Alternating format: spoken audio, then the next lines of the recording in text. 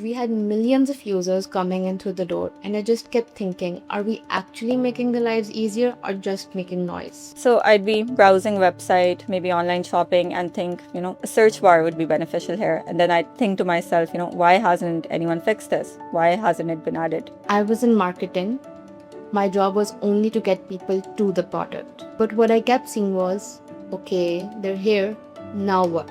If the door is broken, what was the point of getting them here? I come from data science and I loved working with numbers. But numbers without context is just noise. And I realized I wanted to understand the real problems behind these numbers, not just the patterns. I'd look at a product and think, someone built this. Someone made every single decision here. And yet, nobody seems to have asked, did it make anyone's day easier? That's really where it started for all of us. That itch you can't scratch, seeing something broken and not being able to walk away from it. I didn't come in planning to be a product manager. I just came in, wondering how things actually worked and with this desire to fix things. I could find the what in the data, but I kept wanting to try the how and the when. That's what pulled me into product. The marketplace was broken and I knew it.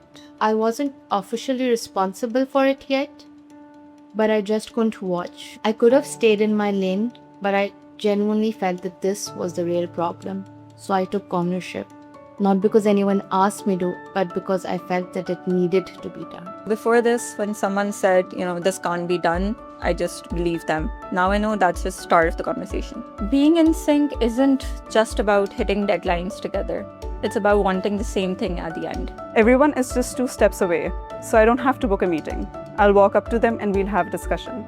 That really changes how fast we can make decisions and how good those decisions are. The best moments aren't in the PRD. It's when someone spots something during a design review and it saves the user 3 clicks and everybody just gets it. When the whole team is obsessed with the same problem, you stop negotiating. You just solve. Saying no is one of the most important things that a PM does. But the trick is, it can't feel like your own opinion. It has to come from somewhere real. If you've done your homework, the screen recordings, the interviews, the data, then the no isn't coming from you anymore. It's coming from the evidence. And that changes the whole conversation. I once had to say no to a feature that I had personally pushed for.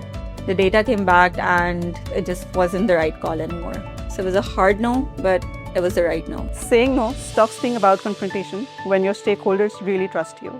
And that trust comes from their understanding of how deeply you understand your users.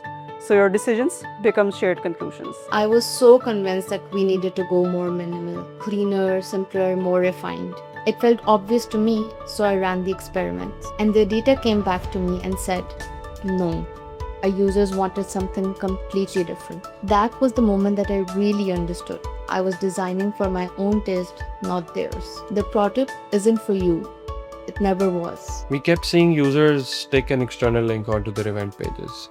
It seemed unintended, messy, and just like a workaround.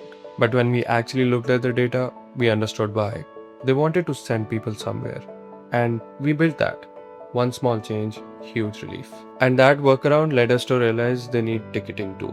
So the users were telling us the whole roadmap. We just had to follow them. Users will ask for a feature and then not find it even when it's right in front of them. And that used to confuse me.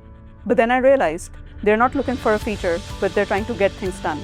And those two are completely different things. The simplest thing for us to build could be the hardest thing for the customer to find, which is something I think about constantly now. What PosterMyWall gives you is real ownership of the problem, the solution, and the outcome. There's no hiding behind somebody else's decision. We all came here frustrated by the same thing. Products that were built without thinking about the user. And that's the one thing that we refuse to do. Empathy isn't a soft skill. It's the hardest discipline there is. You have to be willing to be wrong about what the customer needs. You need to watch someone struggle with what you've built and resist the urge to explain it to them. Ask yourself, why did I build it this way? The users are always telling you something. The question is, are you actually listening?